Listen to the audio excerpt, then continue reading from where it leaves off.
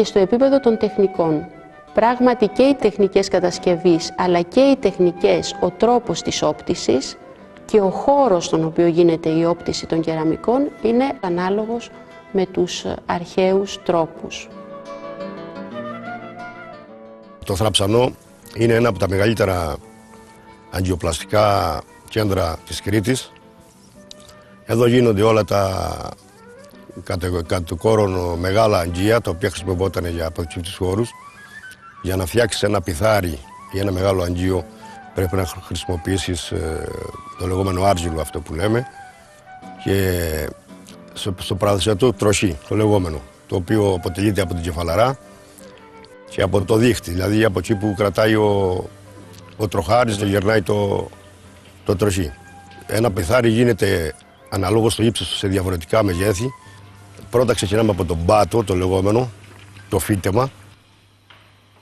Μετά είναι η δεύτερη, έτσι λέγεται η στομοσά, το πούμε, το κομμάτι. Μετά πάει η στρογγυλή, δηλαδή η πιο φαρδιά, το πιο φαρδί σημείο του πιθαριού. Μετά είναι η ντρέτη, όπως το λέμε εμείς στην Κρήτη, και μετά είναι το ασύλωμα. Αυτό το μεγάλο κομμάτι πρέπει να γίνει, είπαμε, σταδιακά. Όταν φτιάχνουμε το πρώτο κομμάτι, μετά πρέπει κάπως να στεγνώσει λίγο ο πυλός και για να μπορεί να σηκώσει το βάρος του επόμενου. Το οποίο μετά, όταν στεγνώσει σε ένα κατάλληλη θερμοκρασία, το πούμε, κολλάμε το υπόλοιπο πυλό από πάνω. Λοιπόν, ανάμεσα εκεί στα δύο κομμάτια γίνεται, ας το πούμε, μια διακόσμηση. Φαινομενικώς είναι διακόσμηση, αλλά στην ουσία είναι ότι ενώνει τα δύο κομμάτια για να μην φαίνεται το ένα κομμάτι με το άλλο. Αυτό το πράγμα συνεχίζει μέχρι να τελειώσει το αγγείο. Οι θραψανιώτες, όπως και οι μαργαριτσανοί σε μικρότερο βαθμό, είναι γνωστοί για τις βεντέμες. Βεντέμα είναι μια εποχική διαδικασία μετακίνησης των τεχνητών του πυλού προκειμένου να αναζητήσουν νέες αγορές για τα προϊόντα τους που λόγω του εδάφους ήταν δύσκολο να μετακινηθούν με άλλο τρόπο.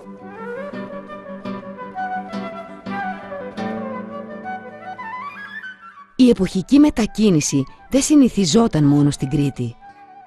Αρκετές ομάδες περιπλανόμενων τεχνητών συναντούμε και στην Κύπρο. Οι πιθαράδες πήγαιναν στα κρασοχώρια που είναι γύρω από το Φινί και έκαναν το πιθάρι και το έψινα στα καμίνια που έχτιζαν στο ίδιο το χωριό. Γιατί τα κρασοχώρια της Κύπρου ήταν περίπου 20 μίλια χτίνα γύρω από το Φινί. Οι πιθαράδες πήγαιναν στο Μοδός, για παράδειγμα, μαζί με τους βοηθούς του, τους πουρκούς του, και έκαναν τη βάση του πιθαριού όπως γίνεται και κάθε μέρα επρόσθεταν 4 με 5 πόντους. Και για να τρέψει ένα πιθάρι μεγάλο ήθελε περίπου 25 με 35 ημέρες. Αλλά όχι έναν ετέλευε.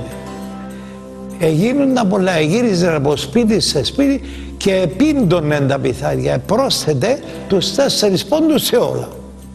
Και έχτιζαν καμίνι στο κάθε χωριό, χτίζεται η πόρτα του καμινιού με τούφλα και τα έψιναν επί τόπου. Για να ψηθεί το πιθάρι χρειάζεται 3 μερόνυχτα. Και όταν εψήνονταν τα πιθάρια, εβγάλαν τα πιθάρια ζεστά και τα επίσωναν μέσα, έβαζαν ρετσίνα του πεύκου, πίσσα του πεύκου το λέμε κυπριακά, για να γίνουν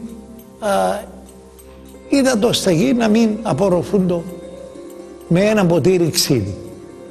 Είναι περίεργο ότι αυτή η συγγένεια μεταξύ της κεραμικής της Κρήτης και της κεραμικής της Κύπρου εμφανίζεται ξανά στους νεότερους χρόνους. Και όταν λέω νεότερους χρόνους εννοώ τις αρχές του 20ου αιώνα, όταν τόσο στην Κύπρο όσο και στην Κρήτη εμφανίζονται μεγάλα πιθάρια για την αποθήκευση λαδιού και κρασιού.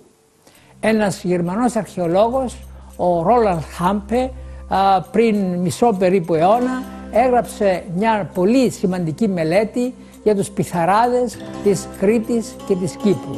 Βλέπετε λοιπόν ότι η παράδοση συνεχίζεται με σχέσεων μεταξύ Κρήτης και Κύπρου για κάπου 3.500 χρόνια. Η παραδοσιακή αγγειοπλαστική στην Κύπρο άκμασε ιδιαίτερα από τον 18ο ως τον 20ο αιώνα.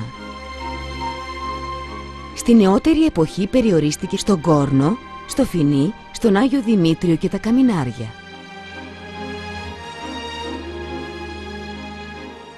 Δύο άλλα σημαντικά κέντρα, το Βαρόσι, προάστιο της Αμοχώστου, και η Λάπηθος, βρίσκονται σήμερα στην κατεχόμενη Κύπρο.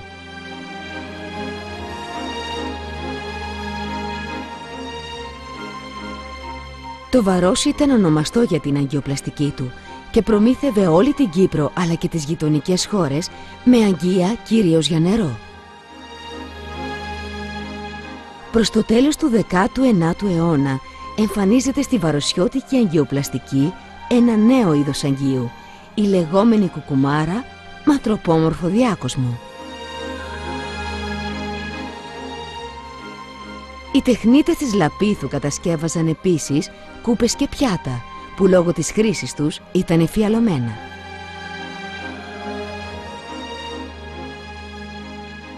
Στον Κόρνο η κατασκευή των αγγείων είναι τέχνη σχεδόν αποκλειστικά των γυναικών σήμερα. Όλων των χωριών εργάζεται την τέχνη τούτη, διότι είναι δουλειές να πάνε στη Λευκοσία που πάνε τώρα και εργάζεται ο κόσμος. Από το Σταυροβούνι φέρνουμε το χώμα, πάει Σύρος και σε το φορτώνει και φέρνει μας το γάμι.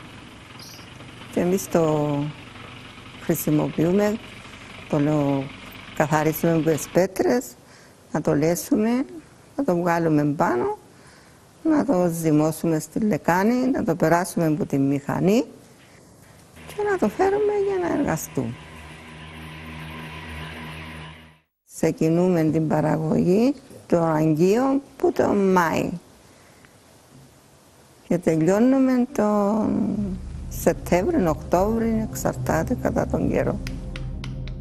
Βάζουμε ένα κομματάκι μπυλό, το στρογγυλίζουμε και το καθίσκουμε πάνω στο φελό και ξεκινούμε και το ανοίγουμε σιγά σιγά και το πιντώνουμε με κουρλούρι σιγά σιγά ώστε να το φέρουμε στο λοαρκασμό που το θέλουμε. Και κάνουμε ποσό λία-λία, πολυνίσκουμε τα για να έναν ποσό που να ξέρουμε ότι γεμώνει το καμίνι.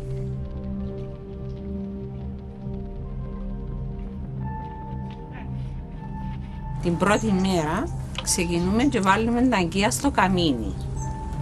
Βάζουμε από κάτω τα πιθάρια τα μεγάλα.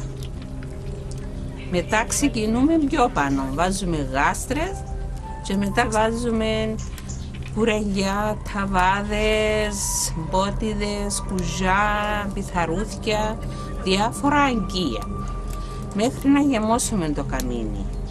Όταν το γεμώσουμε το καμίνι, το κλείνουμε με τα τούφλα. Και μετά γυρισώντα μέρα, ανάβουμε τη φωτιά από η ώρα 6 μέχρι ως η ώρα 10 το βράδυ.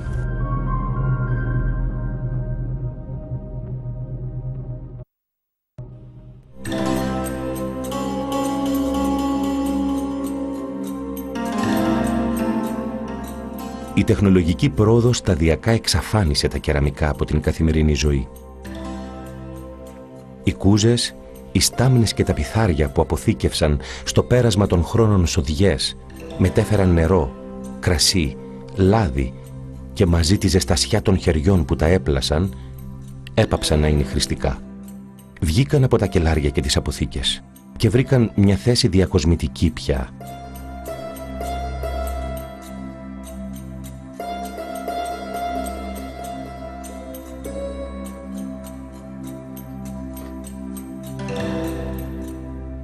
Φτάνει στο τέλος τούτη η δουλειά μαζί με το φως που λιγοστεύει. Είμαι ήσυχος. τελεύω το χρέος μου για σήμερα. Είναι αυτός ο βαθύς σύνδεσμος, οι ρίζες μας, η δύναμη και η ομορφιά της γης που με παρηγορούν.